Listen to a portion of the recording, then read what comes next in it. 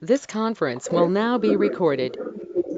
And let me do a quick roll call. We've got Les, Jake, Sylvester, Professor Richard, Thibault, Paul, Ken, Jerry, Dennis, Carl, Harry. Have I missed anybody? Okay.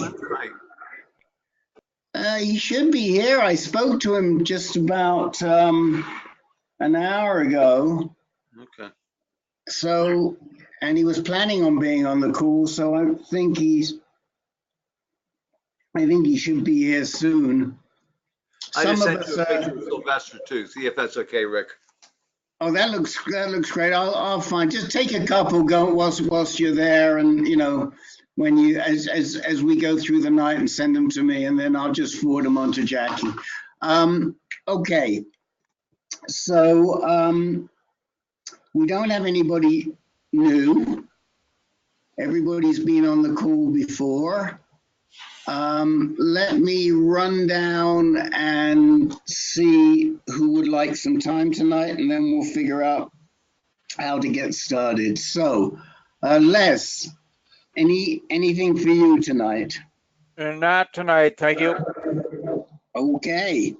Thibault, you want to give us a little update on your experience with the Lutetium 177? Yeah, sure. Terrific. I'm gonna send Professor Bill a note that you're on. I'm gonna send him a text in a moment when I can take a break for a second. So I won't ask you first, but because Bill really want to come on because he's pretty close to where doing what you're doing. Jake, anything for you tonight? No. Okay. Sylvester, anything for you, sir? No, thank you. Okay. Richard Wassersug, is there anything you'd like to bring up or discuss tonight? Nothing special at the outset. I'm curious how an online group works. Oh, okay. Well, you're going to find out. What we normally do is if we have somebody new, we'll give them time at the beginning and we'll talk to them and about their situation, but we don't have anybody. No, well, wait a minute. Have you been in this group before? You've been in the Speaking Freely group, but you've never been in this group before, have you? In the Speaking Freely once. This is the first time I'm on the advanced group. Oh, well, we do have somebody new. It doesn't feel like somebody new to me, but we do have somebody new. So we'll actually kick off with Richard, and he'll tell us a little bit about himself. Many of us know him, but if you're comfortable, we'll come back. But let me. I'm absolutely intrigued to learn about people's experience with Lutetium 177. I am a prostate cancer patient. I was diagnosed almost to the day 20 years ago. Let me hold you for a second. I'm going to go down the list and then we'll come back to you. Is that okay? Of course. Okay. So we'll do, and then Paul Frieda, anything for you tonight? I got a quick question, yeah. Okay.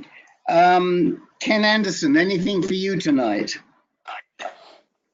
Yep, I have a couple questions. Okay, and I want you to talk to Harry a little bit because after the last meeting, understandably, Harry felt that maybe this was a group of people that were all older and retired, and we know that some of you are not older and retired. Some of you are actually wrestling with some of those decisions right now. And so I really would like to connect you and Harry in this meeting if I can do that. Jerry. Hang on a second, Rick. We're getting a lot of feedback from someone. If you're not speaking, can you please mute your microphone? Okay. I think it was coming from Thibault, and I think it was coming from the little munchkins that that inhabit Tebow's house. That would be my guess. We're also Where that getting noise was an coming. echo from someone. It was muted, so I don't think so. Oh, it wasn't your munchkins? We're also getting an Okay. echo from someone. Okay. I'll let you work on that. Jerry, I know you have a good update for us, so we'll come to you after Richard Wassersug. Dennis, anything for you tonight? No, Rick, just listening and learning. Okay, Carl, how about you this week? Yes, please. Okay. Harry, would you like to contribute this week? Nothing in particular. Okay. Tribute. Well, we'll get you talking with I hope with Ken a little bit, and then David Killick. Are you new to the group, David? Yeah, I just saw an invite, so I'll just check it out. Okay, well, you're very welcome. We'll give you a little bit of time up front after Mr. Wassersuk. It sounds like you could be a Canadian. Are you Canadian? Yeah, I'm from Florida. So, You're from where? I'm Canadian. I'm from Alberta. From Alberta. Well, that's good because we have two new Canadian members today. Hey, Professor, are you impressed that I picked that up so quickly? You're muted. You're muted.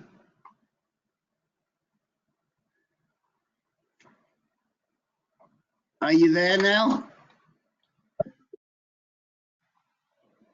We're trying to get Professor Wassersug unmuted there. I'm unmuted. Yes, I'm very pleased that you're extending your reach northward.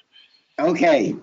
All right. So why don't we kick off with Richard? Some of you may know Richard's name from the wonderful work that he's done in Canada and with some of the other groups that are down here south of the 49 supporting men who are on longer-term hormone therapy and shorter-term hormone therapy too.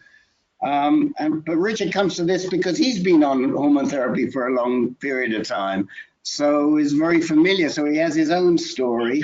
So why don't we start with Richard and tell us a little bit about your background and your disease history. So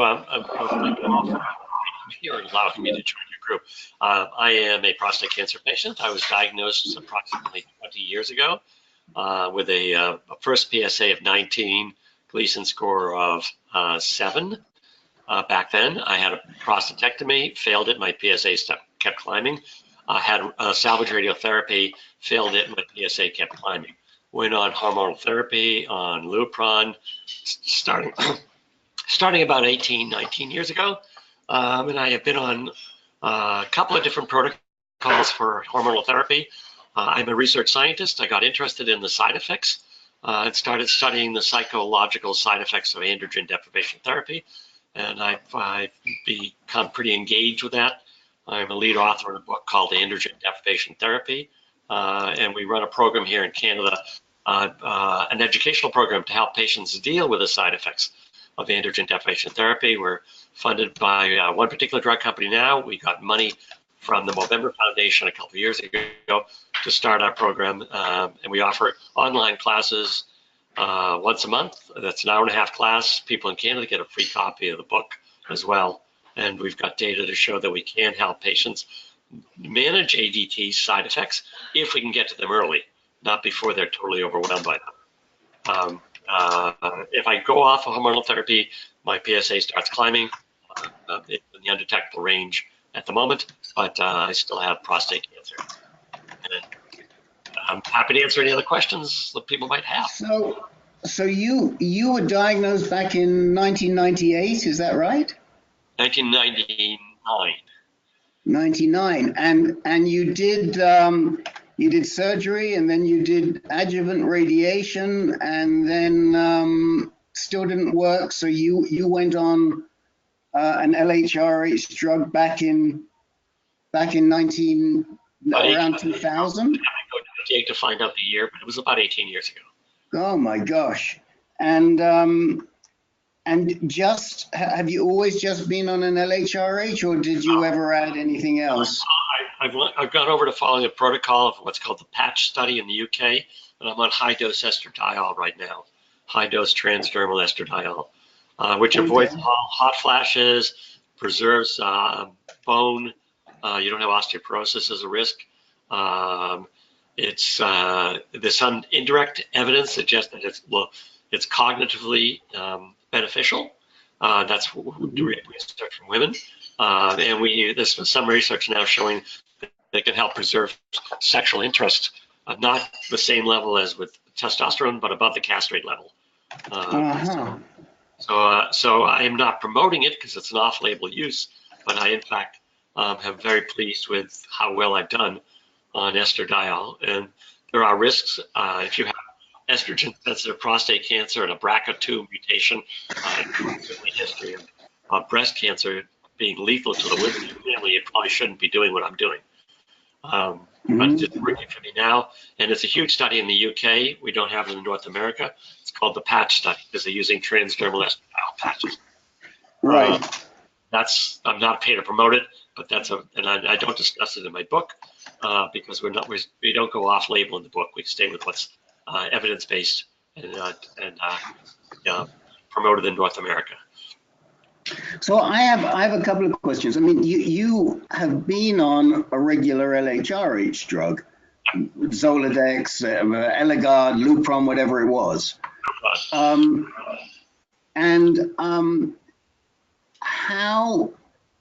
My first question is, how do you feel it compares since you've tried both? And the second question I have is, isn't there some, I always heard there was some sort of a greater metabolic risk with the estradiol for heart disease or strokes or thrombosis. Is that a myth? No, it's a myth. It's the other way around. Women have a much lower risk of heart attacks than men do before they reach menopause. Once they reach menopause, their heart attack risk goes up. And there's some evidence that you can actually keep the heart attack risk down if you stay on estrogen, if you're a woman or a guy on ADT. The other thing is that all of the side effects like hot flashes in us men is due to our loss of estrogen. That is, we make estrogen from testosterone. So if we go on testosterone suppressing drugs, we're not just testosterone deprived, we're estrogen deprived. So one protocol is simply to get some add back estradiol to fight off the side effects due to loss of estrogen.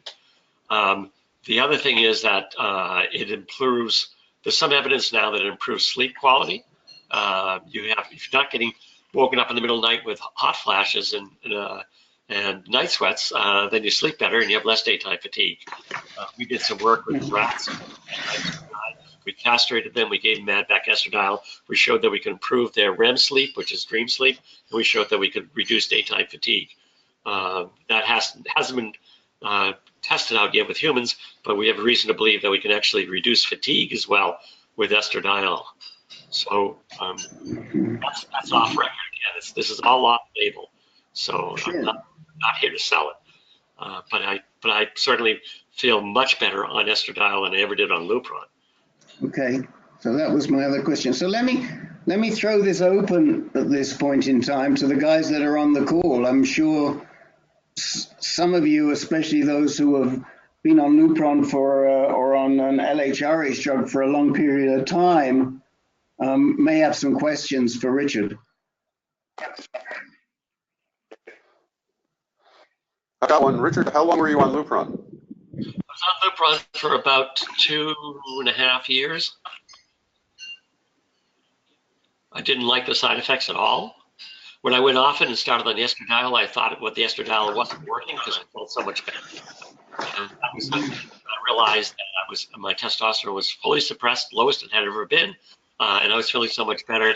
And that was a sort of a eureka moment in my history as a scientist. It literally changed the direction of my research. It got into investigating estrogen and the psychosocial side effects of hormonal therapies, psychological and social side effects of hormonal therapy. So you've been on the estradiol for a Are long you time. breaking up just for me, or do other people hear you breaking up? No, Your voice is breaking up quite a bit. Is it only for Yes, me, or yes. is it for everybody else here? No, yeah, it's hard to hear. Just Okay, I'm me? not sure what the problem is. I have, does this help at all? Does this improve things? No, I don't think that's plugged in. There's no background noise around here, so I don't know where the source of the problem is. I will No, keep my video though, because that certainly may not help. Okay, so can you hear me better now? yes, Okay, we Yes. can. if someone wants me to repeat that. I had been on Lupron. I didn't like the side effects. I went over to estradiol. I was amazed at how much better I felt, and I redirected my research. Psychological side effects, hormonal therapies. What did you say your PSA and testosterone levels were now? My PSA, my testosterone levels in the castrate range. It's around 15 nanograms per mil. My PSA is at on the old test is at 0.02, which is a cutoff used. I was lucky. I did everything right, except for getting a PSA test a couple of years earlier, which never was suggested to me. I only got a PSA test. And by the way, I'm 72 now. I got my first PSA test at 52 and came back 19. And this is 20 years. So are you using any second line anti-androgens at all, like Zytiga? Nope. No, I'm not on Zytiga. Just using estradiol. Transdermal estradiol. I use it as a gel. I spread it on my skin. A couple of, a few squirts a day, and that's it. Okay. What was your PSA at the prostatectomy? PSA prostatectomy was a 19. Because that was my first PSA test, and I got a prostatectomy within 3 weeks of that PSA of getting a biopsy. Got it late. Yeah, got it late. Yeah. I can say my post-surgical. Yeah, I had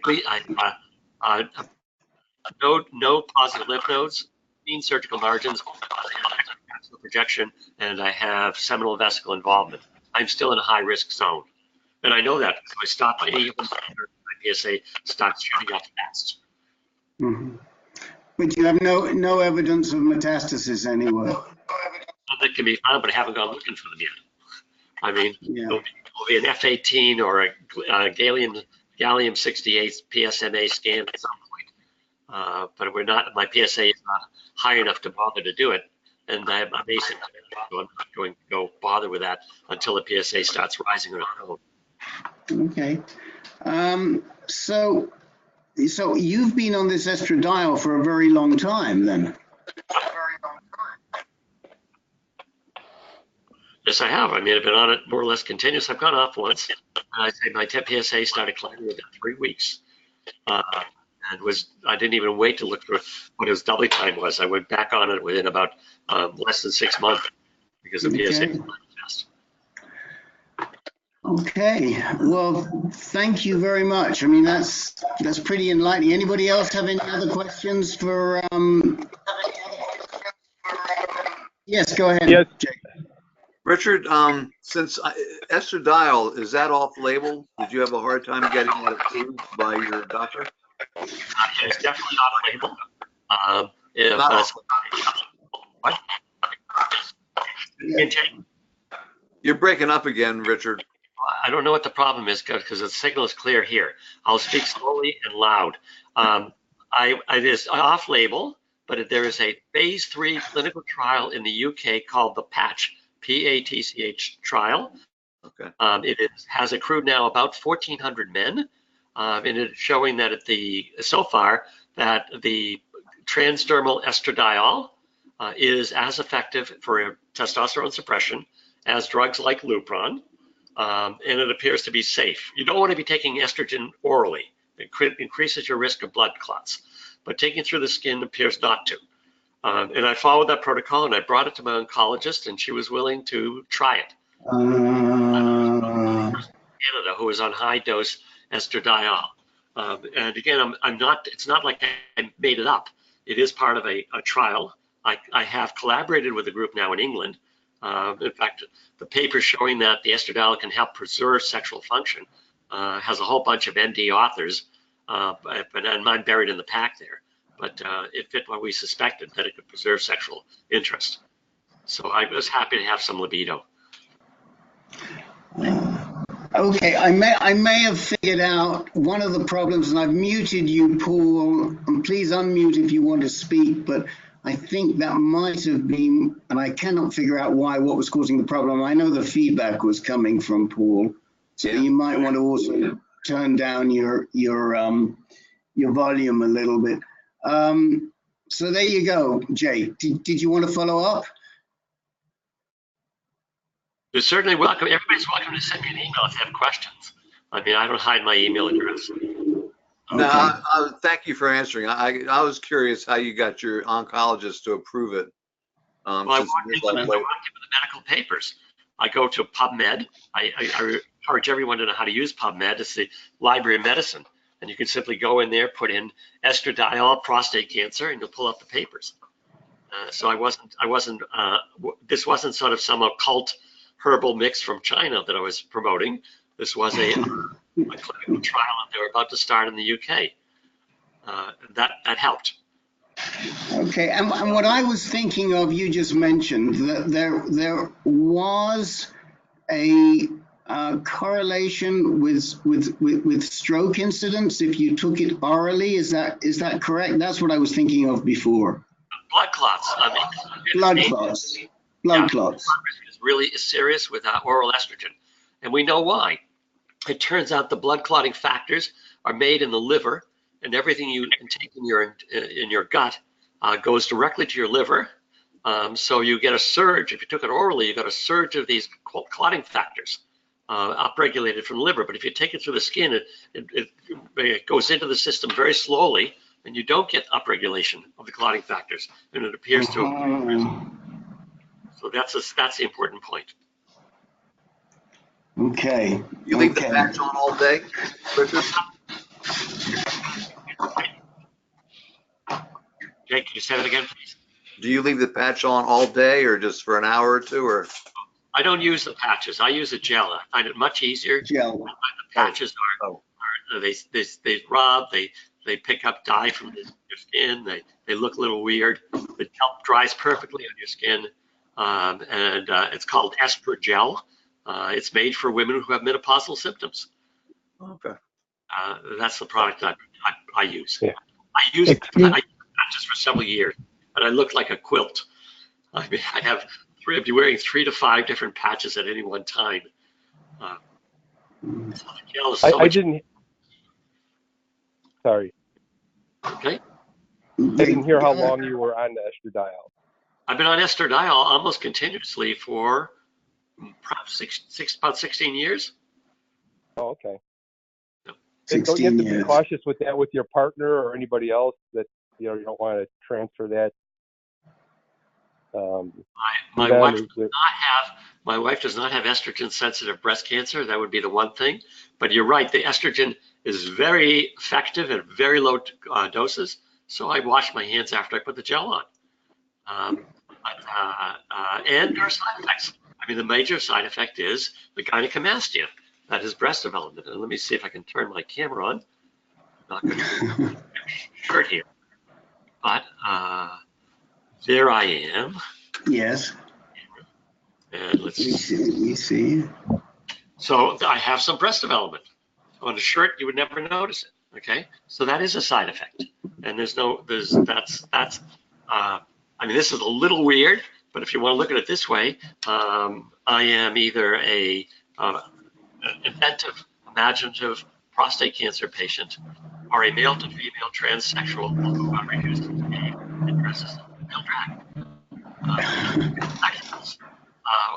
They're mostly those who are male to female transsexuals try to take as much estrogen as possible, and they're usually disappointed by how little breast development they get. But there are prostate cancer patients who would consider it totally offensive to have any breast development. The fact that I'm still alive 20 years after diagnosis with PSA of 19 to start with, I'm willing to live with the breasts. How old were you when you were diagnosed, Richard? I was diagnosed at 52. 52. So you were diagnosed very young. Yeah. Okay. All right. Well, let's move along. Thank you very much for that. We appreciate it. Stay tuned because I think we've got a lot more interesting stuff tonight. David Killick, would you like to tell us a little bit about your history? Are you comfortable in doing that? And, you know, we can answer any issues for you that might be on your mind right now, or you can ask this group anything you might like to ask them. Okay. I was diagnosed at 59 because I had urinary problems. And I never went for screening because at least in Canada, they each said there's controversy about whether you should screen or not. So I never did. But my first PSA was 105. Can you hear me all right? We can hear you fine. Thank you.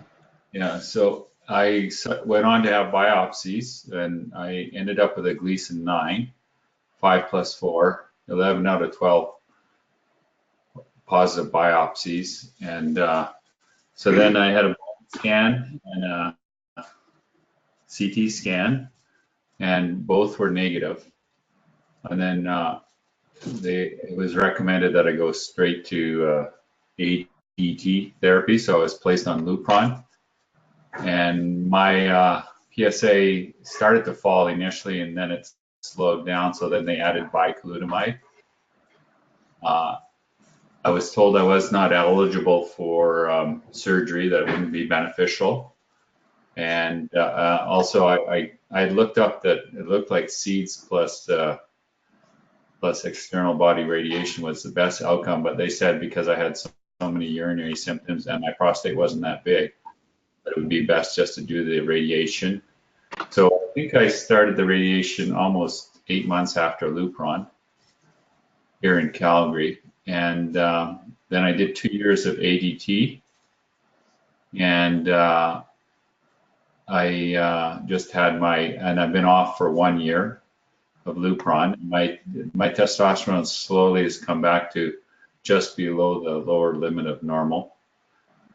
I just had a result yesterday, and they said my PSA is still non-recordable, and that's on the scale in Canada is less than 0.1. So I'm still non-recordable at this point in time, but I was told most likely it would come back at some point. I'm not sure when that point would be, given my history, what you could predict return to the PSA would be, but that's where I'm at right now. So I'm 62 now, diagnosed at 59 with an aggressive form of prostate cancer. I think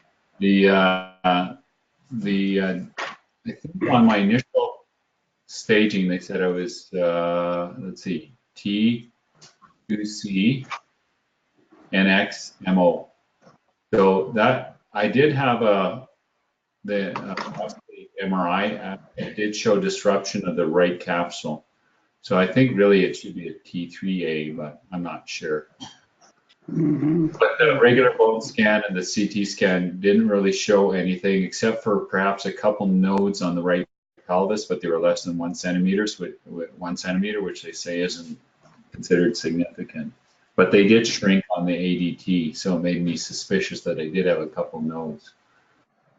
I haven't had any other of those advanced PSMA or choline scan or any of those other ones.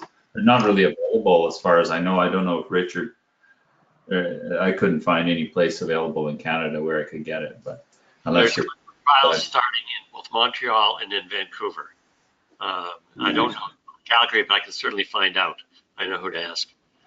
You know, I think Calgary will be getting a PSMA, be part of an invited in PSMA diagnostic study within the next 4 or 5 months. Right. There's definitely a trial in Montreal. We know participated in it already, and I have the details of that as where that is. Yeah. Well, David, I want to give you maybe a little bit of encouragement because I was diagnosed personally 4+4, not quite as bad as you, and I did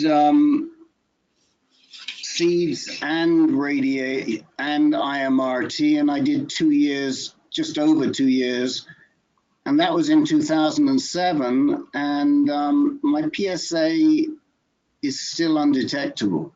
Now, it did rise immediately after I finished treatment, and it got as high as 1, but then it dropped, and it's been low ever since. So don't sit there thinking that it's going to come back, because it is possible that you're in durable remission. That's thank you for that encouragement. Is there a place where you can actually put in updated information and determine your risk of reoccurrence? Or You know, you can play around with the Memorial Sloan Kettering nomogram. Have you done that? I think I did that, but it had only applied to the initial stage before you were actually treated.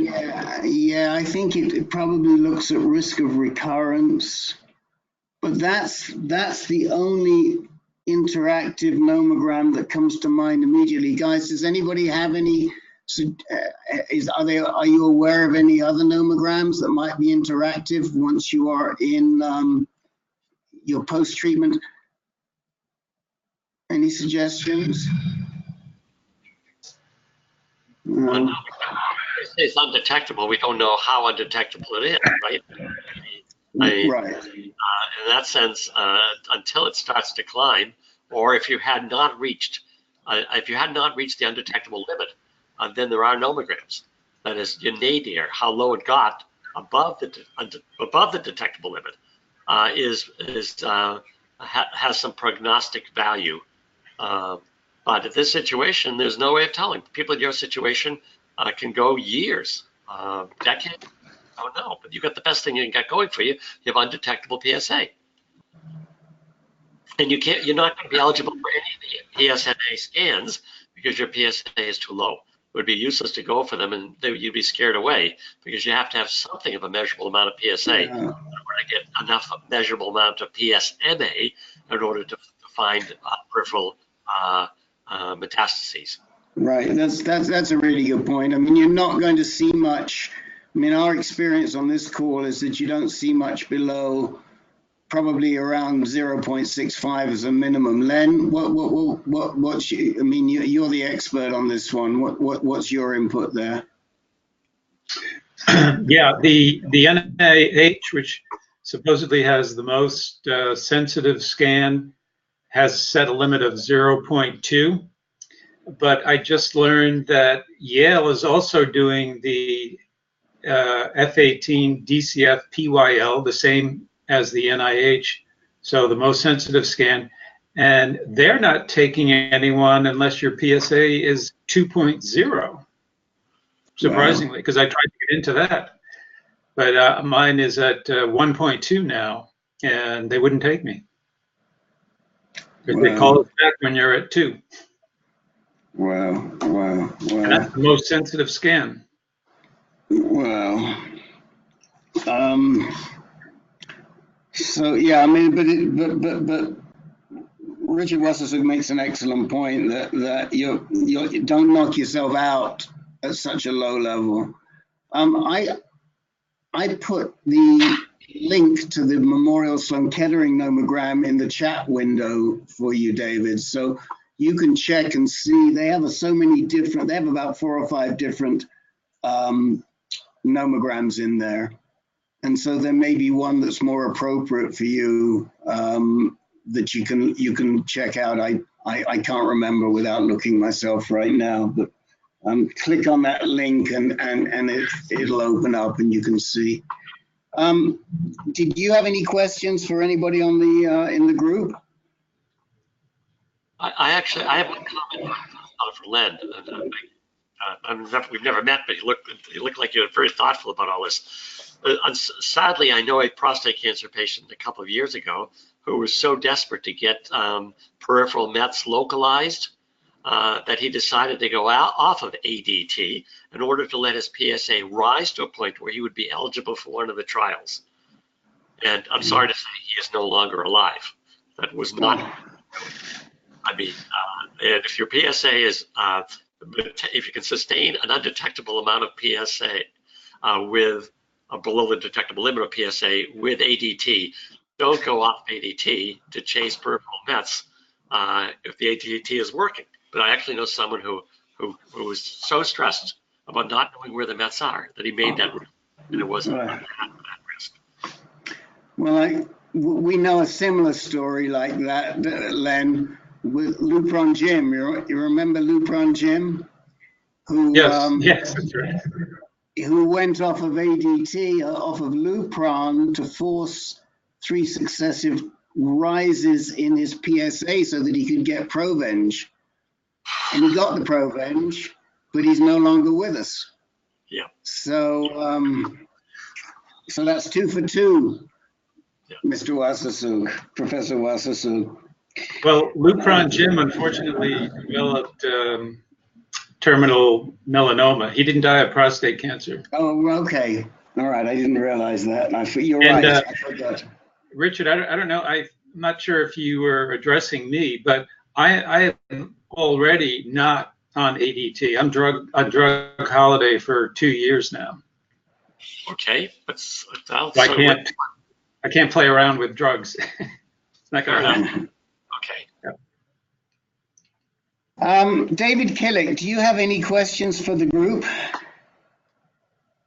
I'm just curious. I'm not sure if it's appropriate to ask this, but there's so much information on the men's support group there about taking medication, additional medication, kind of off-label, like a statin and metformin. I just wondered what the group thoughts were on those issues. Jake, you want to kick that one off?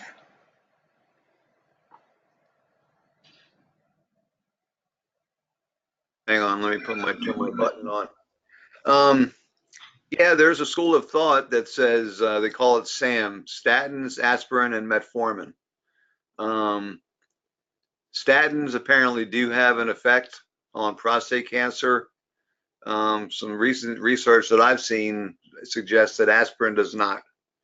And metformin, they don't know for sure, but for most people it doesn't hurt, and you know it's pretty low side effect profile, unless you take higher doses, then you get diarrhea like I did.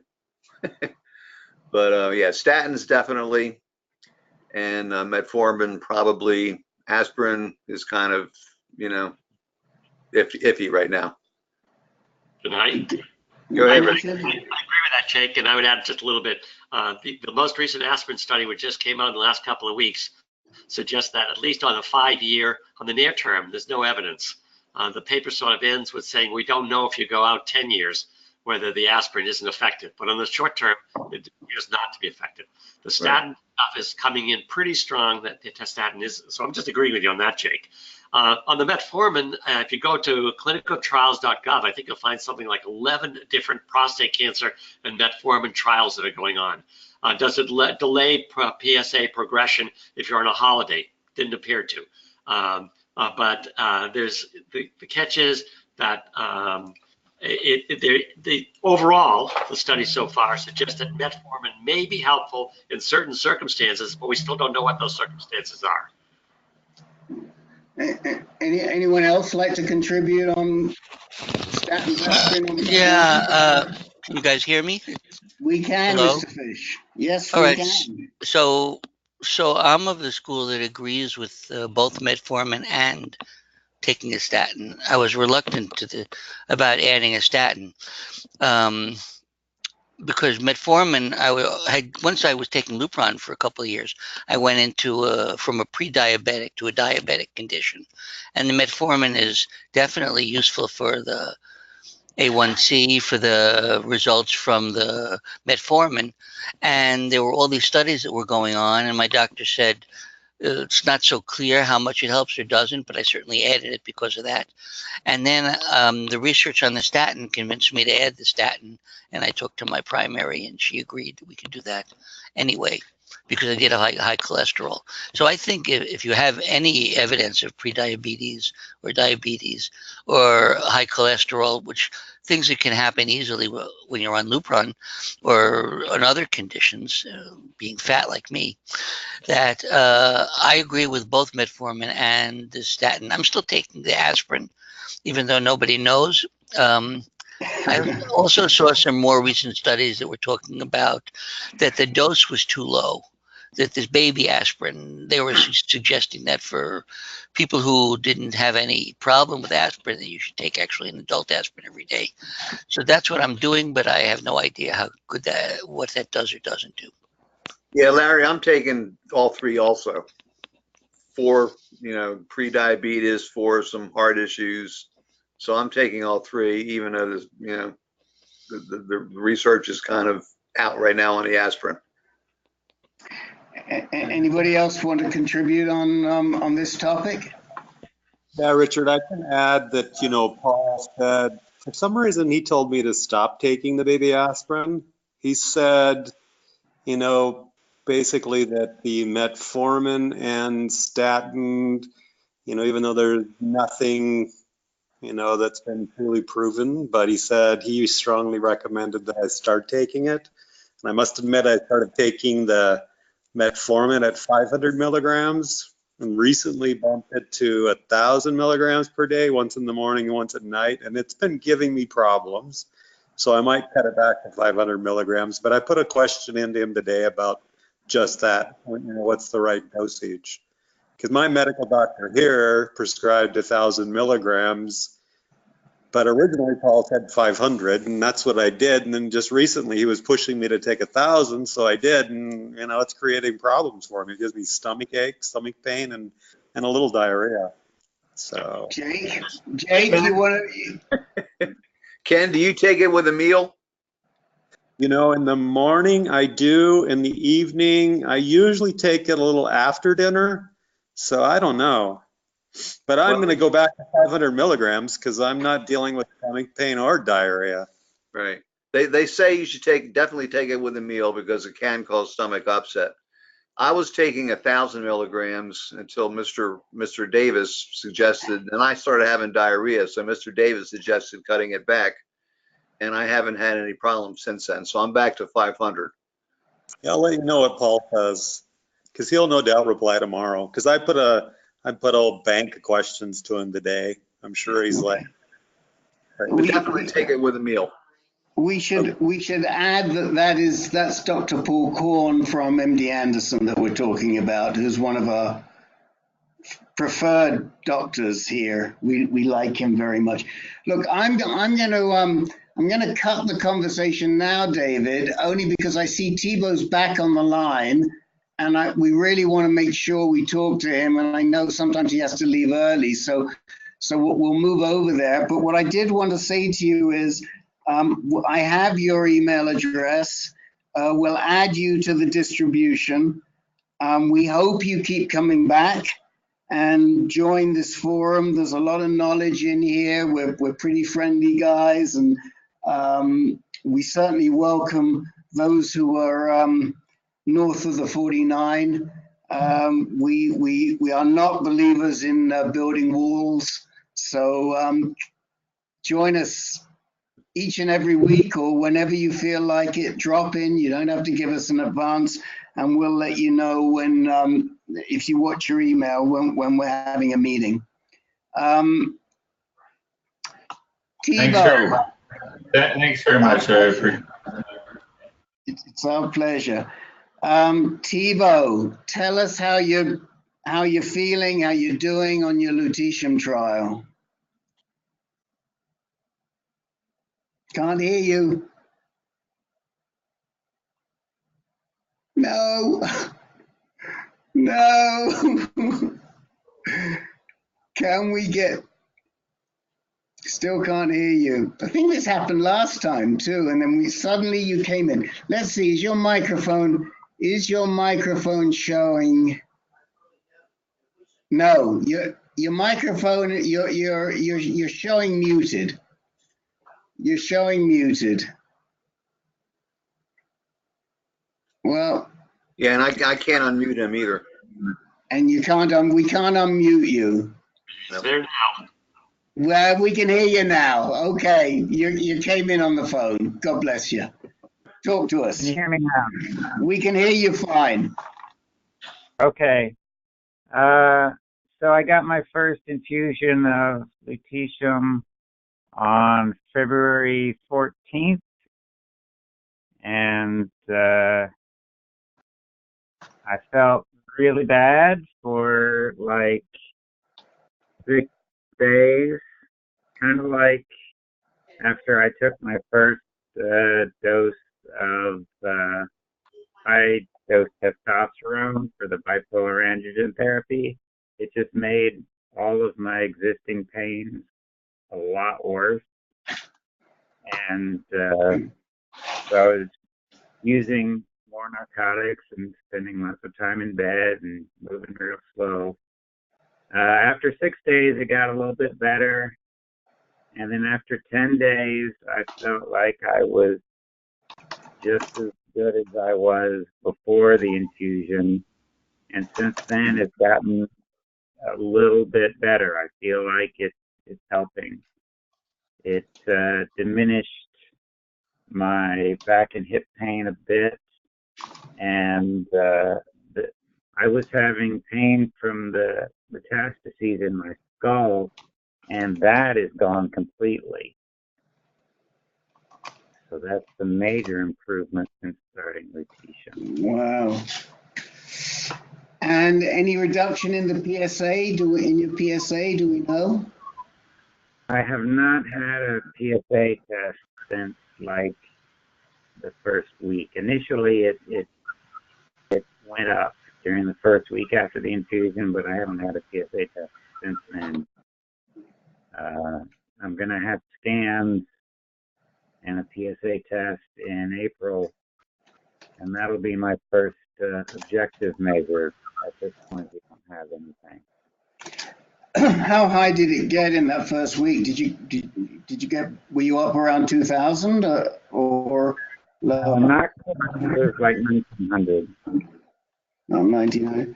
So we've heard this before, and there probably is some sort of flare inflammatory response, which is, I'm sure, what you were going through in that first week.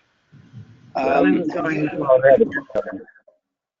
Could be the usual growth, not any greater than usual.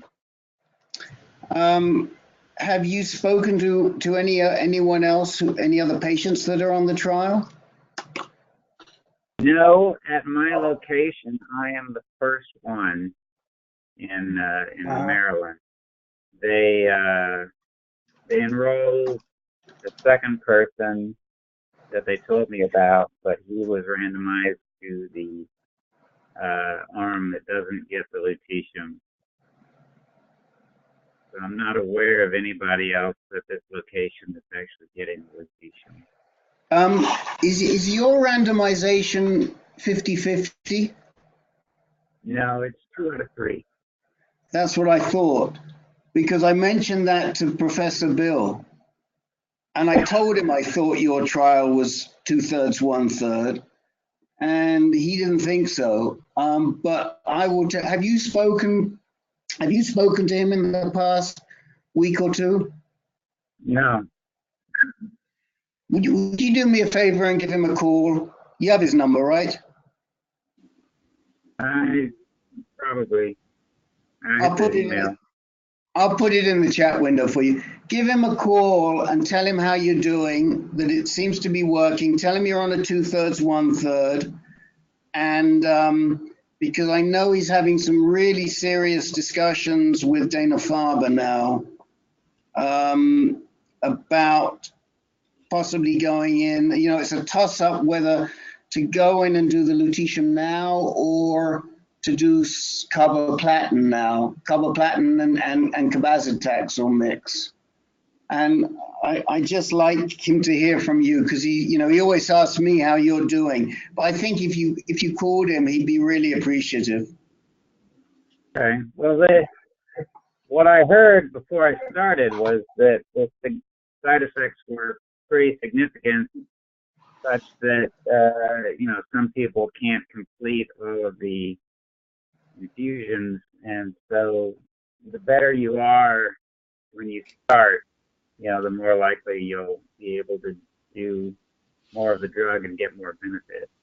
Yeah, I know. And that's what I keep telling him, and that's what we tell everybody. You got to get this early enough.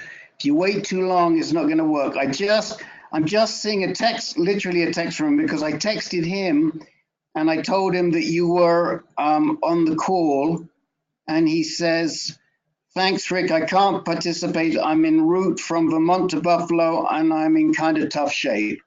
So I think I'll put his email. I'll put his number. Len, do you have Bill's? You have Bill's number, right? Yes, I do. Would you send it? Would you put it in the chat window directly to Tebow? Would you mind? Yes. Okay. Thanks. So Len will give you his number, and if you can give him a call, it'd be great. Richard Wassersook. Tebow, I really appreciate finding out how you're doing, and because I knew you were on the other call I had been on about 2 weeks ago. Got 3 quick questions. When you are getting scans, are these gallium-68? What are they? Are they scans that will get you both bone mets and soft tissue mets for the diagnostic purposes? I mean, they need to know that information to figure out what dose to use of the LUT. So what are they using for tracing mets at this point? I believe it is gallium-68, and I guess I, came out positive for PSMA because otherwise I wouldn't have been able to enroll it all. They're not going to expose you to lutetium-177 if there's nothing to bind it to the cancer cells. So right. The other 2 questions are, I assume you've stopped the bat. It seems to me that you've got exactly the fearful situation where the testosterone will cause expansion of the bone mets. Have you stopped the bat, or is there some reason to stay on it? If I stopped what? The bat, the testosterone. Oh yeah, I'm not doing that anymore. No, that would make sense. That was last August was my last attempt at that. Okay. And my last question is, so remind us, or at least educate me, what is the second arm on the study? This 2-to-1 study. What is the control group? The control group is supportive care, best of practice, basically whatever the doctor feels you should be getting. So that could be more chemo or whatever. Okay. Well, I really look forward to hearing how it's going. I mean, these results from Germany are spectacular. Limited ones that we've published so far. Do you have any dry mouth problem? That's another issue with the PSMA. No, I was doing docetaxel before I started lutetium, and I had pretty bad mucositis, and I had sores along the sides of my tongue, and I had fungus causing cracking on the top of my tongue, and it was pretty painful. And I was already using Miracle mouthwash for that, and they told me for the first week or 2 after the infusion, I had to use a mouthwash including sodium bicarbonate, baking soda, and so I got some alcohol-free Listerine and added the baking soda and used that multiple times per day. And my use buds got better, and my tongue is not completely healed, but it's almost back to normal now. And, There's one. comparatively, I'm feeling better than I was before I started Lutetium. I don't feel any dry mouth at all. Good. If you do it, this one sort of fascinating study that was done pre-clinically with mice. They came up with the most unlikely thing, but they gave them MSG, monosodium glutamate, the old drug, the old chemical that was put to give Chinese restaurant food a richer flavor, and they found they could actually reduce the pickup of radioisotopes in the salivary glands if they pre-dose them with MSG. So you might want to ask the folks. That's just going into a phase 1 clinical trial, but you could ask whether they recommend that or not. That's interesting. I will look into that. It's real. So hold on a minute. Let me just understand that you're saying that the MSG attracted the isotopes? No, pre-dosing these rodents with high dose. I know it's intravenous now. Keep it our inter. Right. Right. But high dose MSG actually blocked the PS. Oh, blocked. Okay. All right. Yeah, that'd be great. Okay. Well, NOR cubes of MSG. So you can just send your wife down, buy the Knorr soup cubes, and drink a little soup. It's not going to work, eh, Professor? You need a little more. Buy the salt shaker. The stuff is about the cheapest thing going. Well, that's right. But it'll give you a headache again. It used to give me a horrible headache, that MSG. That's why they're starting clinical trials. They have to know what dose. They have to know whether. There you go. There's one paper published on it here out of Vancouver. They're real scientists who did it. How they even came up with the idea is beyond me. But, very interesting. Very, very, very interesting. So, Thibaut, listen, we really, really hope that this is going to make a huge difference. All of us. I mean, I can't tell you how many people are behind you on this. We're all plugging for you. Yeah. When's your next treatment? It's in April. April, something like that. Okay. Well, let's. What do you get, Thibaut? How many infusions do you get total? There are going to be 6 treatments total, 6 weeks apart. So my second infusion is it's going to be April 4th, and I've got scans on April 9th. And I'll probably have a PSA test in there. So at the middle of April, we'll have some more information on how it's working. Okay.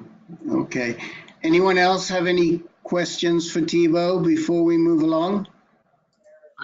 Just remind me, how old are you now? I'm 47. Right. I was diagnosed 5 years ago. Right.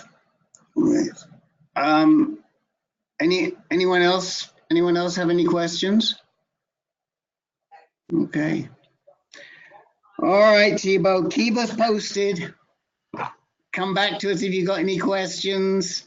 Do me a favor and call Professor Bill. Give him some encouragement, will you? He needs it. Okay. Thanks a million. Right. Okay. So we'll move along, and let's follow that good news with some more good news. Jerry Deans. Most of the guys on this call, I don't know how many know you. I should let everybody know that Jerry is the vice chairman of us at Us Too. He's the vice chair of the board for Us Too. And Jerry and I have known each other for some time. And as he will tell you momentarily, and he's been on the call before, but as he will tell you, he has very, very strange disease, a very unusual type of prostate cancer, with which, after many, many years, going back to, this is a man who is of the vintage of Professor Wassersug, who goes back to 1998 or 99 with an RP, and he's having some success. So, Jerry, tell the guys your story a little bit and bring us up to date with what's happening now. Okay, can you hear me okay? We can hear you fine. All right, so back in 1999, 20 years ago, I was diagnosed with bilobal positive. I had 4 out of 6 samples taken from my prostate gland were Gleason 3+3. And I had a fairly large nodule that made the urologist suspect that it was already out of the prostate gland, but I went to a radiologist and he recommended radiation, and then I sought a second opinion and he recommended surgery, and I went for it. So in the spring of '99, about 20 years ago, I had the surgery. Prostate cancer stayed gone for. Now, I have a low PSA producing prostate cancer. And so my PSA at that time was 2.13, and yet it was already out of the prostate gland in retrospect. So it stayed down to an unmeasurable level for a couple of years, and then it started back up. At which time I went and got IMRT radiation, and it had no real effect on the rise of the PSA, but it did give me a very severe case, radiation proctitis. And as soon as I overcame all of the mess that created, I began to seek out an oncologist, and eventually found my way to Snuffy Myers, and Snuffy treated me until about 2 years ago when he referred me to Charles Drake. But along the way, I've been listening to you guys. I've had some experience with. So when the Snuffy said that when the PSA got to be about 3, he would put me on Lupron and Casodex, and he sent me up to the Cleveland Hospital to see if we could locate it with a prostate scan. We didn't find anything with the prostate scan, but they did a CT scan of my lungs 2 years apart. So in 2006, with a PSA of almost 3, we found nodules growing in size and number in my lungs. So we did a biopsy to confirm that it was in fact prostate cancer, and it was. I had about a 12 millimeter nodule in my chest that was in the lower left lobe that was metastatic for prostate cancer. There's no question about that because of our biopsy at the time. So Snuffy then put me on, that's when he put me on Lupron and Casodex. And over the next year, my PSA came down to an unmeasurable level. Well, I got a 4-year ride until 2010. And we started doing annual CT scans because we suspected that that's where we needed to look for recurrent cancer. The PSA slowly rose, in the tenths of points I'm not sure exactly what the PSA was, but in 2010, the PSA came back up, and the metastases in my lungs reappeared in the same place, an 11 millimeter nodule in the lower left lobe. At that point, Snuffy put me on estradiol patches and ketoconazole, and my PSA dropped like a rock. It went down in about 4 months. It was unmeasurable with ketoconazole and the estradiol patches. So he took me off of the keto and kept me on the estradiol patches for a number of years. So the PSA then came back in 2010 to my lungs, same place, 11 millimeter nodule. And I'm sorry, in 2010, that's when he put me on keto and the estradiol patches. And so I got a 4-year ride that way before the PSA became significant, and my and the cancer reappeared in that same place, the 11 millimeter nodule. So it came back in 2014. At that point, he put me on Xtandi and leukine shots, as well as Firmagon. And the PSA went back down, but I never went into complete remission. But the nodule in my chest disappeared.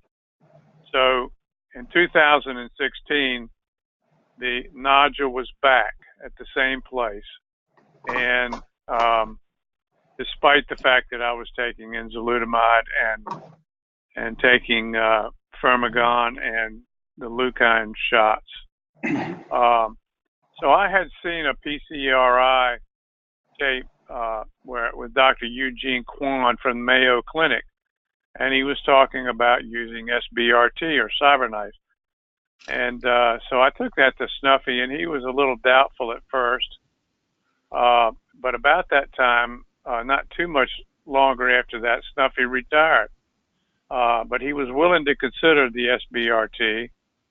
And so I went to see Drake, and Charles Drake in New York City, who used to be at Johns Hopkins. And Dr. Drake put me on a round of Provenge, which did not slow the growth. It didn't seem to work with regard to slowing the growth of the prostate cancer. And so my PSA was going up, but, you know, not in a large number. It was, my pre-treatment PSA was 1.29, and it had gone up to that. And then so I talked to Drake about this possibility of doing CyberKnife treatments. And he said, he gave me several options. He said, you need to do something this year. And that was last year. That was 2018. And so he said, you know, you could start docetaxel and maybe carbotaxel, or we could put you on this clinical trial that we're doing up here in New York.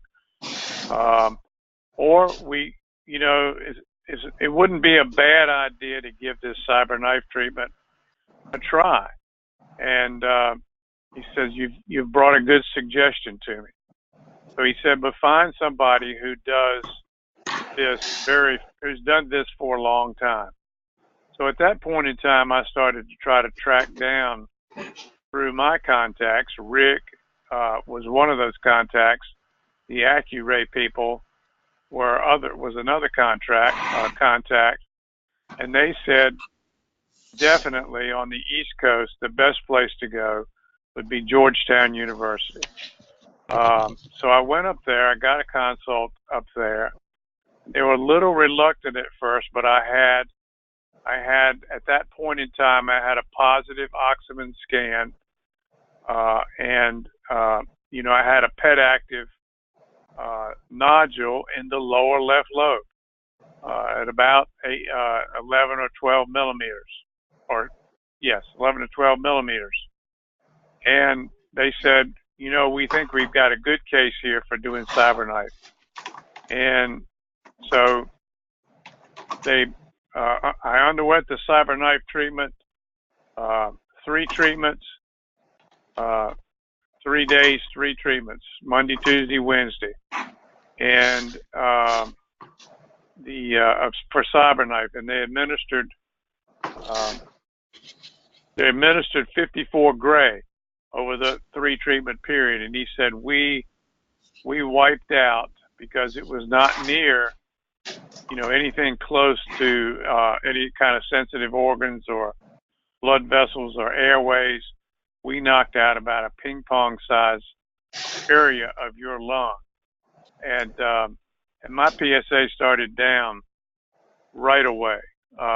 In my first post-treatment PSA, it was my pre-treatment PSA was 1.29. My post-treatment PSA 2 months out was 0.8. The next measure in November, after that in July, was 0.61. And 7 months out now, it's down to 0.39. So 20 years survivor of this disease, with a very unusual cancer that, despite the fact that the PSA, it's a low PSA producing cancer, both Snuffy and a number of other doctors I've talked to have said, this is not one you want to watch and wait with. So I needed the treatment, and the CyberKnife really worked well. I thank Rick for steering me to the people who helped me find the best place to do it on the East Coast. Dr. Brian Collins, who is a son or is a twin of Dr. Sean Collins, who treats primary prostate cancer with CyberKnife at Georgetown University, did the treatments, and the pulmonologist that placed the markers around the nodule, the 11 millimeter nodule, where it's always shown up. He invented that procedure. So there are clearly people that know what they're doing there at Georgetown. Thankful to be alive after all these years and still telling the story. So, And they Rick, put is there anything else? Yeah, they put those nodules in with an endoscope, correct? He went down through my throat and out into that airway, the passageway adjacent to that nodule, and placed 4 gold markers around the cancer that was PET active or oxymin positive. Right. And no side effects, no significant side effects. Maybe some. I guess you would say maybe some fatigue for a month or 2. But other than that, no real long-lasting side effects from that. So right now, I'm on Xtandi and metformin. I'm on statin, and I'm on Eligard. Just came off of Firmagon, and I preferred Eligard. He said, and ketoconazole. I'm on Eligard because the Firmagon shots got to be a real hassle for me, and sometimes would be have no real impact upon my energy. And other times when I took it, it would really knock me out for 2 or 3 days. So I'm on a 6-month shot of Eligard now. And you're not on any You don't have any lung issues. You don't have any pulmonary breathing issues from the CyberKnife. None whatsoever. Fantastic. None whatsoever. Fantastic. Well, that's a terrific story, and let's hope that this time it's gone and it ain't coming back. So. Yeah. Well, it could well. I mean, this is a systemic disease, and I don't know. I can't pretend that it's not going to ever reappear, but it's gone for now, and the PSA is falling steadily ever since last July. Right. So let me open it up to anybody that would like to ask you questions about your experience over the last 20 years. Okay. Anybody have any questions? Yeah, Rick or Jerry, this is Len Sierra. The most surprising thing in your story here, for me at least, is that your Gleason score was 3+3, and yet you had metastases.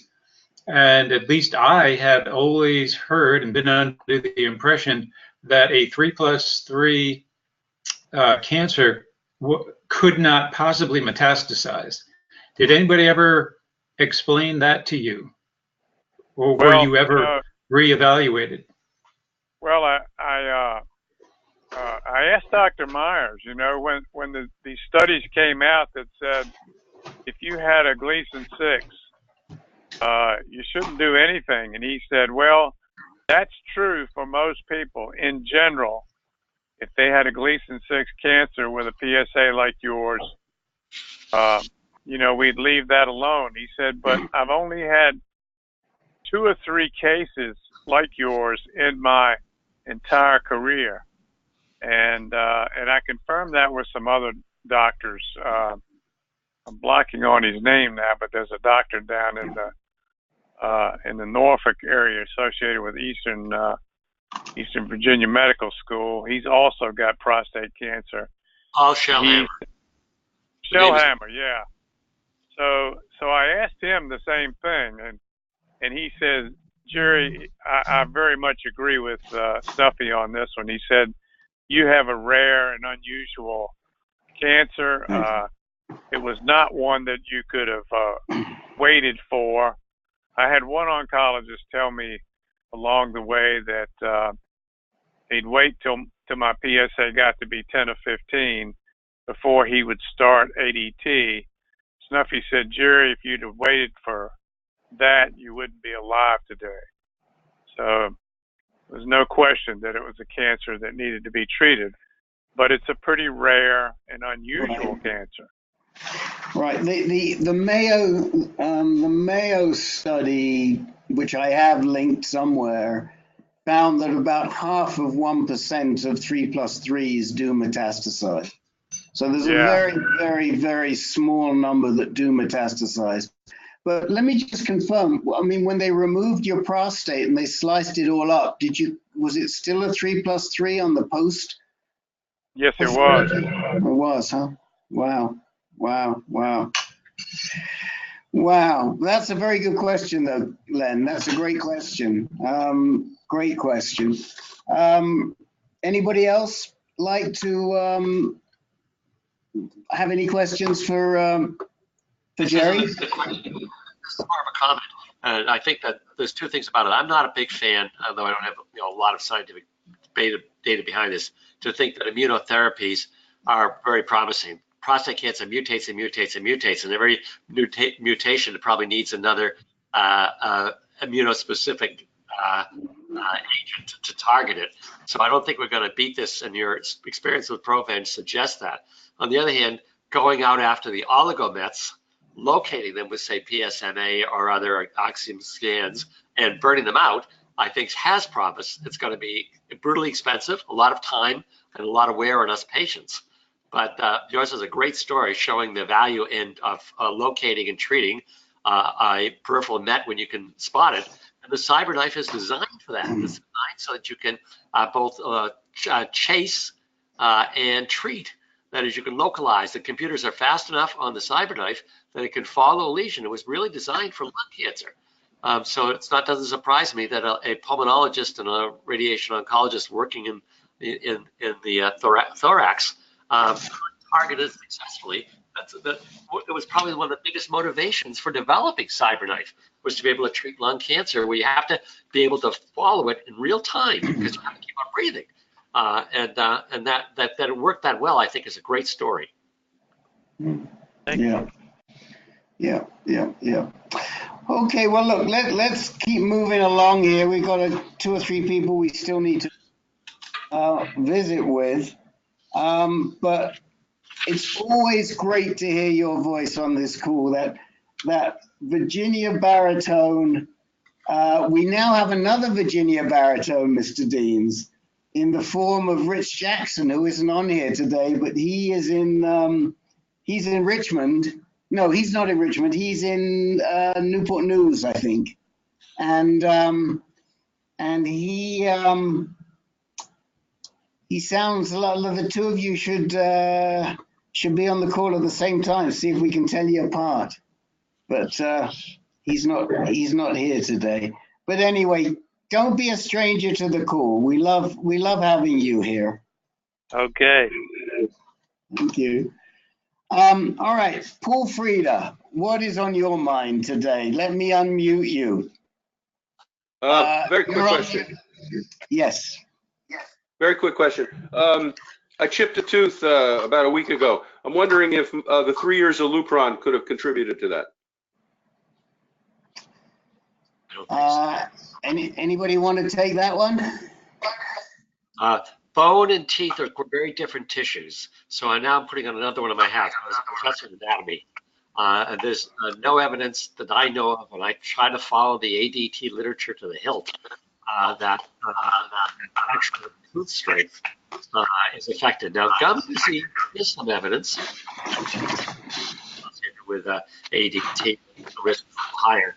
And one should have, their gum works up to date if you're going to be on ADT, particularly if you're going to go on a bone protecting agent. But tooth itself, no. There's no demineralization or weakening of teeth associated with ADT that I have ever heard of, and I think I would know. Okay. All right. Thank you.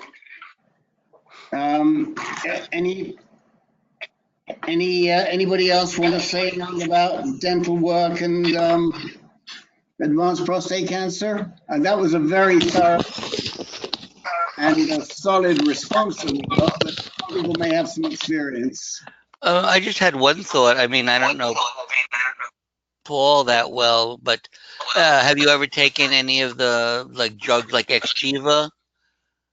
No. Or okay. Well, that was one where there can be an association. So it's not.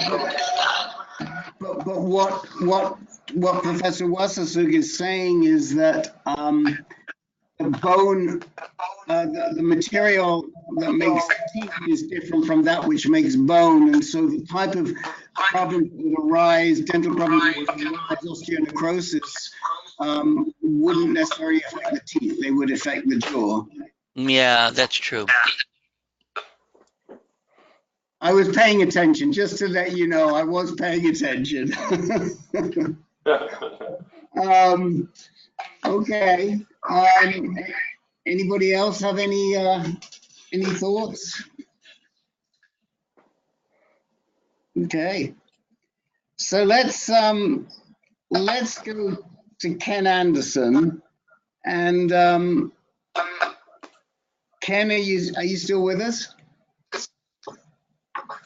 I'm still there. Good. And I just want to mention again to Harry that I'm going to mute you, Paul, because we're getting feedback from you. So I'm just going to mute you again. I want to mention to Harry that Paul is also a younger guy, as was Thibaut, and Ken's been working pretty solidly since he was diagnosed with metastatic prostate cancer about 2 years ago, right, Ken? You know, you were cutting out. I didn't get all that. I was, Because I'm sure you're right. and I was just saying that you were diagnosed a couple of years ago, and you've been working pretty much constantly right the way through your diagnosis until now. Correct. Right. So please go ahead. You want me to kind of, do you want my questions or what do you want from me at the moment? First of all, I'd just like to say thank you to the two guys, you know, Richard Wassentrug. I'd really like to get your email because I have a few questions for you that I'd like to send to you via email if possible. And then as far as Jim's story, I really appreciate the 20-year kind of outline of what he's been through. You know? Yeah, Jerry. Richard Wassentrug's email is in the chat window. You know, I don't know how to get the chat part. You know, my tablet, it doesn't show up when I'm on here, so I never see it. I can see when I go back and look at online, you know, the I'll send it to you. I'll send it to you. I had two things today that were kind of questions. One is, what is this new, and I don't know, for me it's a new drug because it's one that I've just recently been reading about, darolutamide. Darolutamide. And I put a question, that was one of the questions to Paul today was, you know, is that something that I should consider versus, and you know, the next Zytiga, but I don't know. And the next part was, you know, when looking for a palliative care doctor, what kind of questions should I have for the guy? Okay, so both good questions. Len, how did you know I was going to ask you to talk about darolutamide? Yeah, I went through a whole video interview with Bayer at the LA conference, and they were there promoting. Well, of course, I can't promote darolutamide yet; it's not approved yet, but it's expected to be approved this year. So, number one, Ken, you'd have to wait for the drug to be approved before you can get it. This already completed phase 3 clinical trials, and they've had an NDA submission, so they're just waiting for FDA approval. Once it's approved, it usually takes at least a month or so to fill the drug pipeline and before it's available at your pharmacist. But my understanding is that it does not penetrate the blood-brain barrier to any significant extent, which hopefully will translate into less brain fog and possibly even less fatigue. That, of course, remains to be seen after hundreds, if not thousands, of people start taking the drug, and that bears out. But that's our hope. Okay. It's also for castrate-resistant prostate cancer, non-metastatic. Well, from the trial. That's where it's been approved, but it's an if I'm not mistaken, and I was just, it is another androgen receptor drug, isn't that right, Len? Yep, that's right.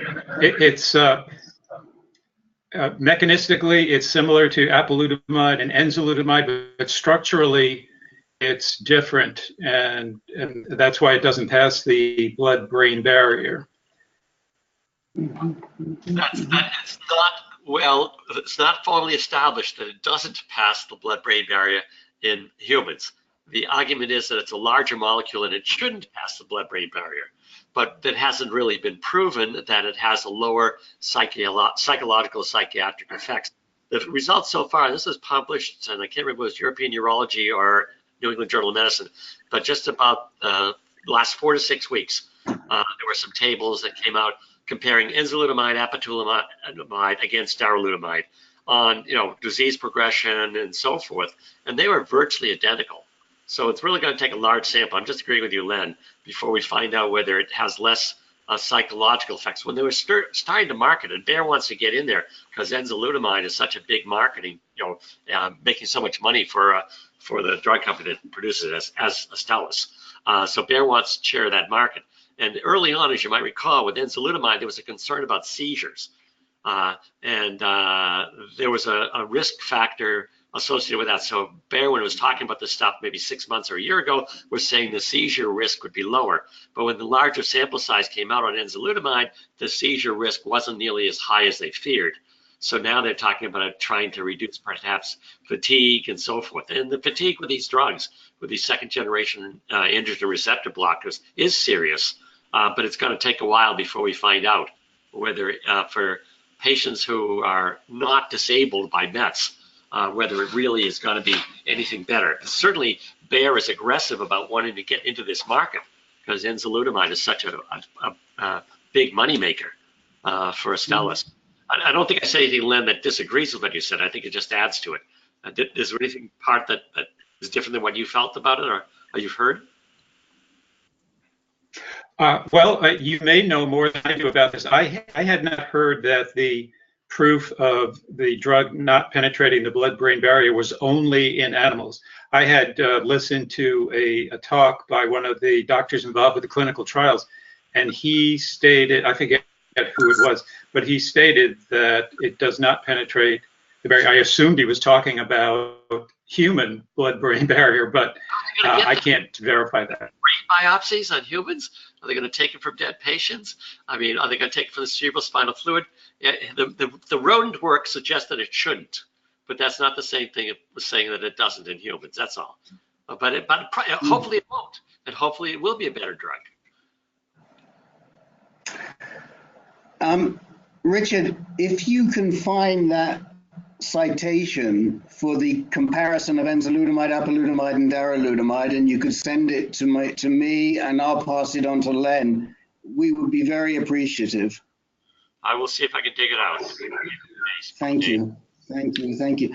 Yeah, I mean, Len and I have actually been talking this week a little bit, and I've been talking with Jansen a little bit about apalutamide.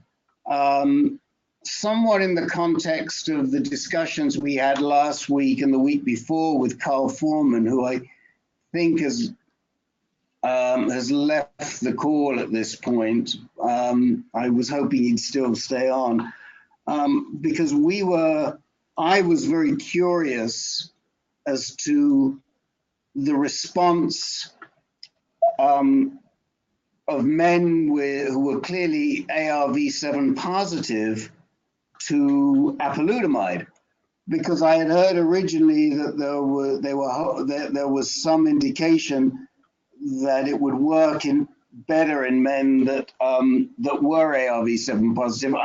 Len correctly pointed out to me, and the research now that we've done, and we have to look very carefully at some slides that we just received today, suggests that there may be an advantage, but it isn't a significant advantage.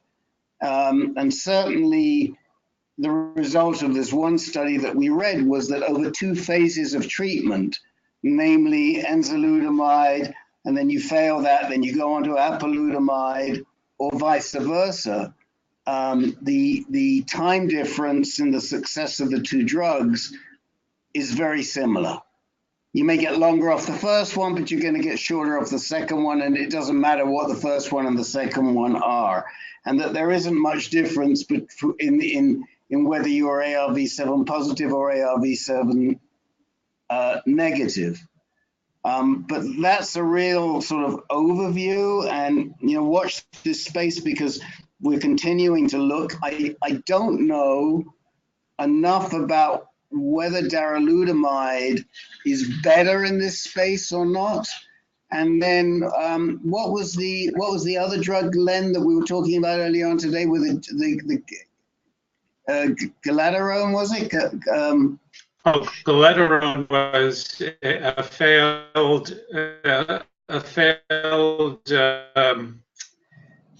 receptor. I can't remember if androgen receptor blocker. Yeah, I think it was. Yeah. And it was purported to be able to prevent mutations of the androgen receptor, but that was not true. So the hype was that it would be resistant to ARV7 and other AR mutations, but that proved not to be true. And it was never approved. And it wasn't approved, right? Yeah, I'm just looking at a comment from Dr. Liao, Bobby Liao, who works with William O at Mount Sinai, because I had asked him a little about this, because we know that William O, who's Len's doctor, is using monotherapy apalutamide with some success. And he told me, he wrote back to me and said, darolutamide has probably even less data than enzalutamide and apalutamide with respect to ARV7. So anyway, that was,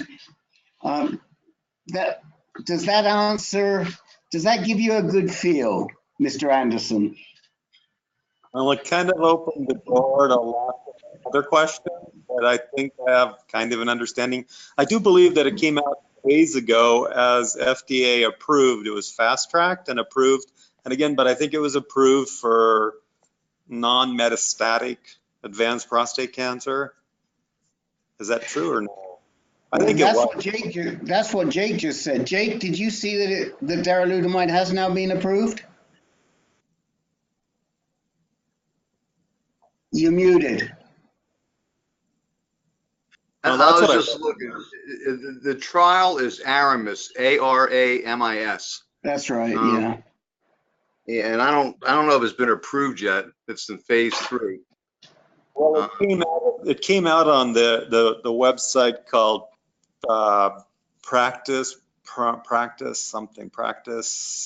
Notices. It's a website for oncologists to review kind of what's up and new. So it was just posted, and I can send it to Richard, but it doesn't really matter if in fact the 3 drugs are very similar and there's no real significant advantage from one to the other, then I'm probably, Paul's probably going to tell me the same dang thing, that I'm probably on to, Zytiga, the one he wants me to take next. I'm a little worried about the added fatigue because I'm right now just taking bicalutamide and Lupron. So, but go ahead, Richard. It is definitely for non-metastatic cancer, and it's been fast-tracked by the FDA according to the article that I'm looking at. So enzalutamide and apalutamide fought hard in the last year, go back about a year, to get into that market for the people who were not metastatic. And they got positive evidence that it was beneficial. Those 2 agents were beneficial. Bayer coming in with darolutamide is trying to both get into that market, and it's hoping that, we don't know, it's hoping that it will be better. And I'm optimistic as well. I'd love to find that it is better, and you don't get the same fatigue or any other psychological burden as severe. But fatigue is serious, and people are really worried about cognitive impairment with these second generational agents. They may not be direct. Here's the catch: if a person is so tired that they're not getting off the couch, I mean, all of us, if we just lay in bed because we have a cold or whatever, we start to get foggy in the brain. And it may just be that the inactivity is slowing the just heart rate, blood flow to the brain, and it is not due to cognitive biochemical effects of these agents on neurons, but it's just the issues about activity of the body and how much activity we're getting. So if you're fatigued by these drugs and you're not exercising, that can be a problem that is not a psychological one. It may be a right, but as everybody on this call knows who's been here a few times, we do our very best to get everybody exercising. We have failures, but yeah, well, I don't even get a smile from him. We do have failures. There are some. Now I get a smile from him. That we can't get everybody to exercise, but we get most people to exercise on this call, especially if they are on long-term hormone therapy and second generation. So, Ken, you had another question. What was it? Remind me. That's okay, Richard.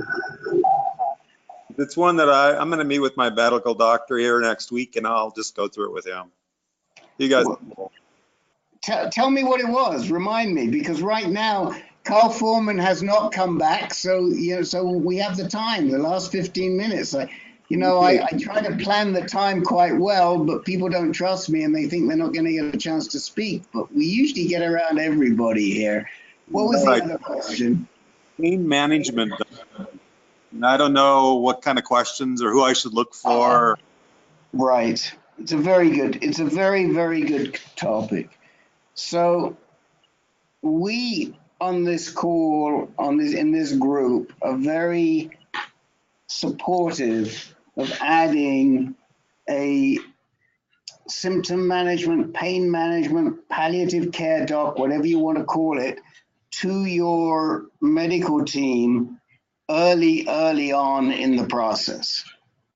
We do not subscribe to palliative care being end-of-life care. It is end-of-life care, but that's a different aspect of palliative medicine.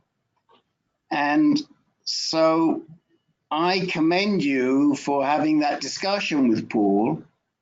And when you say, well, what should I be asking for? What type of palliative care doc?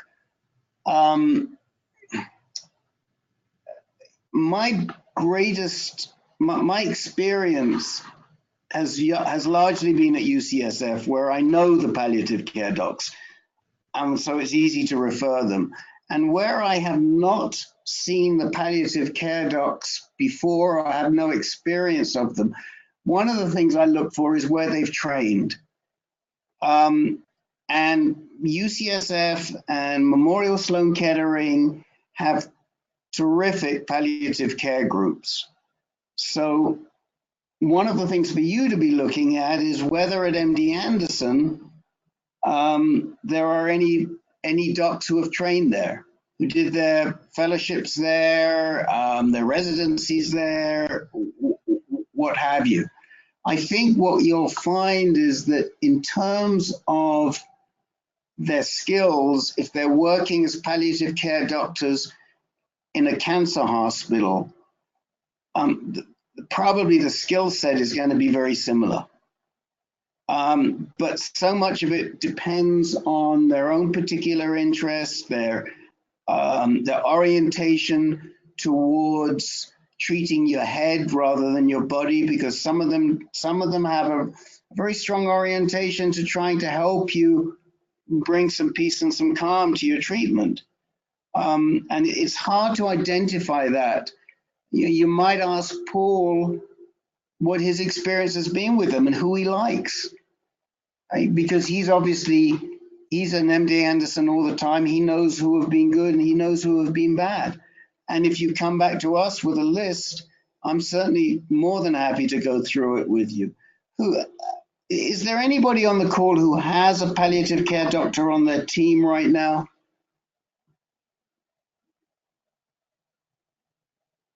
See, we preach, but we're not always heard. That's the problem. Is there anybody who'd like to say something about palliative care? So yeah, Rick, this is Dennis. Yes, and, Dennis. I used to have a palliative care doctor when I was getting treatment at the U of A Cancer Center, which is now Banner, until I had to change oncologists. So I no longer use the Banner people down there. But she was part of the group down there. I kind of liked having my treatments and so forth. This is early on where I got my chemo and first Lupron and Firmagon injections and that kind of stuff. She was pretty good from the standpoint, they also had massages I can get when I started getting bone aches and stuff like this.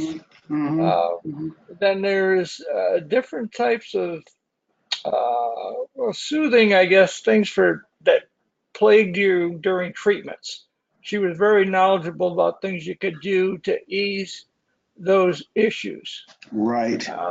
Like the bad taste in the mouth and stuff like that, the metallic taste that you get. Right. chemo and so forth. So Right.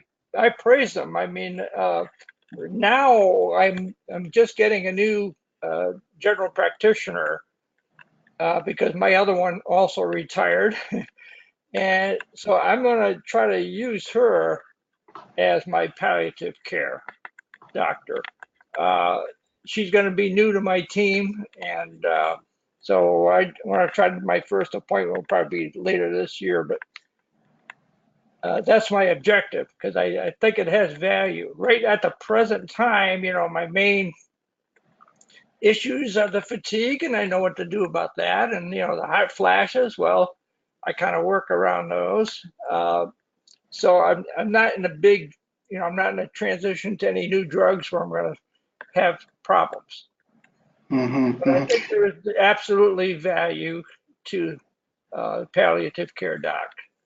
Yeah, I thank you, and of course, we agree big time on that. Who else would like to? Richard Wassersook, you had something you wanted to say. Two quick comments. I have conferred with a palliative care doctor when I realized I had no treatment options left that were known to be curative at the time. I wanted to know how I was going to die, and that was one of the most wonderful, valuable conversations I ever had with a doctor.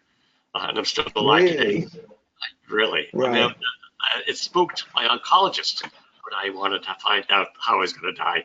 And I appreciate having had very early on a conversation with a palliative care doctor and get reassured that I did not necessarily have to die in pain, and that this is, again, 18 or so years ago. Right. Another thing I want to say is this is not languaged this way very often, but in fact, LHRH drugs are palliative. That is, if you use a broad traditional definition of a medical treatment that is non-curative, but is designed to limit the symptoms, then in fact, our standard ET agents are palliative. Now, we don't talk about it that way because people live so long on them that we see them now as maintenance. We more likely compare them to trying to treat diabetes or high blood pressure. But in fact, palliative means to relieve symptoms when you don't have cures. And what I would say, having talked to enough palliative care doctors academically, is that you don't wait. If you're worried about pain, you can get a consult early. So in addition to Rick, what you were saying about you find out who's good at it, and I think most big centers have doctors who are really good at this stuff. And on top of it is to not to if you're afraid of pain management issues, get an early consult. One last thing I want to say is there'll be an essay coming out in about a week's time in the New England Journal of Medicine by a prostate cancer patient who is a oncology palliative care specialist who's had a very hard time with his own treatments.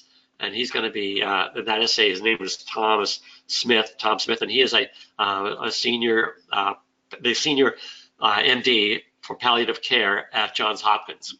And his essay will be worth reading. Yeah, thank you. Look forward to seeing that.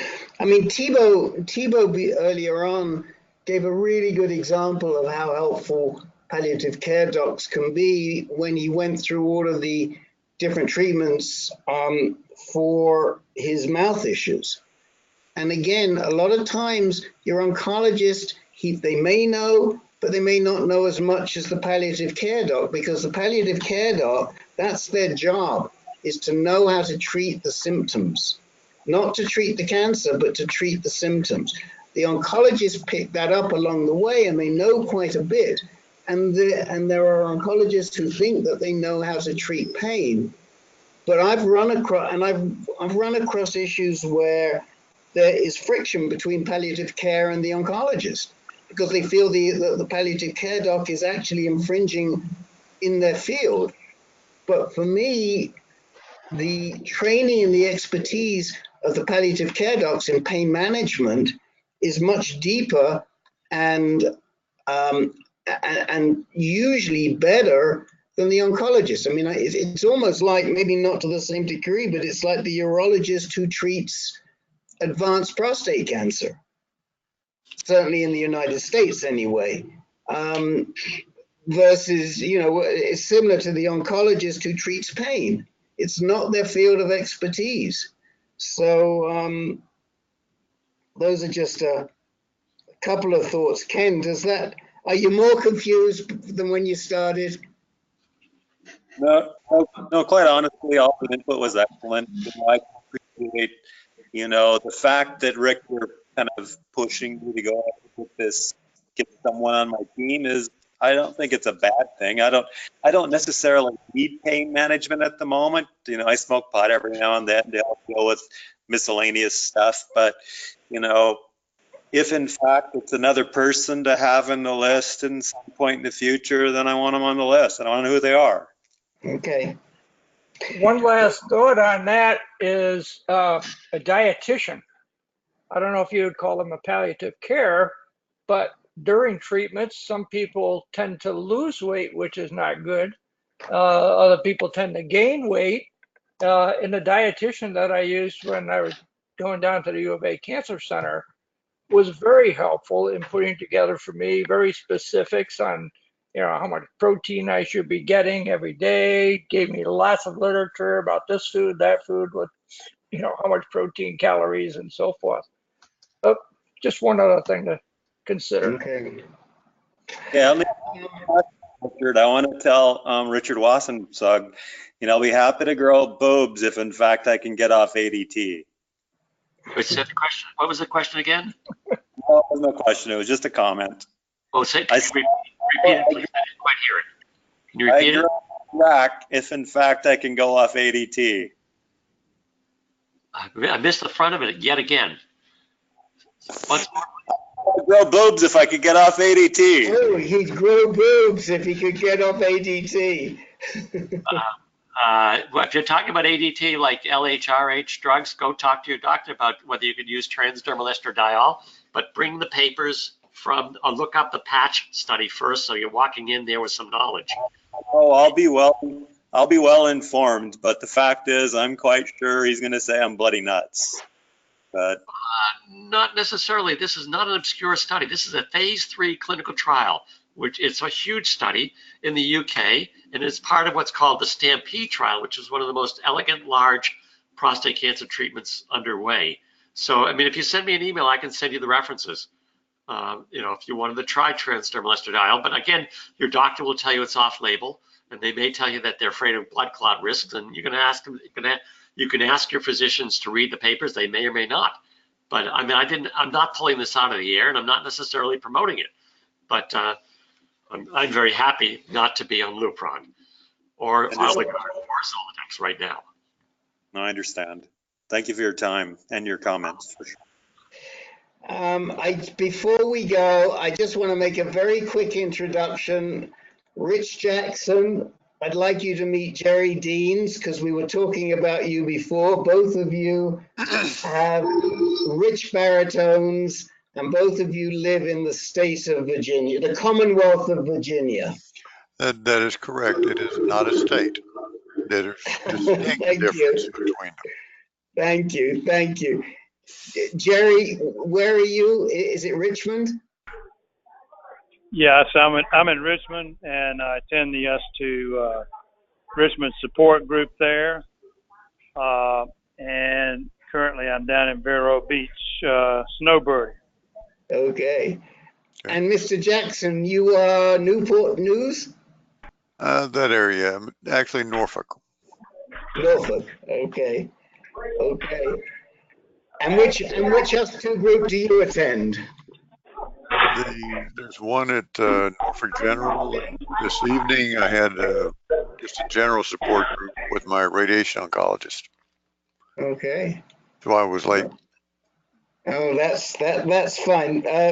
Jerry is on the board at us too, so maybe one of these days you guys can figure a way to meet when you're both in the Commonwealth at the same time. How long does it take for you to get to Richmond, Mr. Jackson? If I run up 64, about 3 days. If I go 460, about 90 minutes. Okay, all right. And Jerry will understand that. Okay. I understand completely.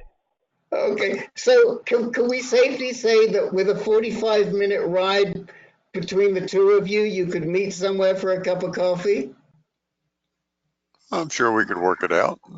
Okay. That'd be good. I got friends Okay, up well, in Petersburg. I think you should.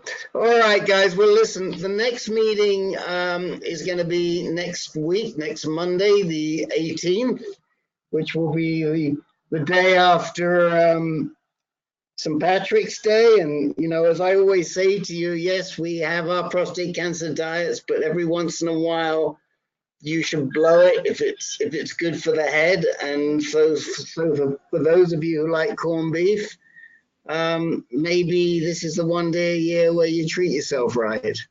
And I like the cabbage and the potatoes.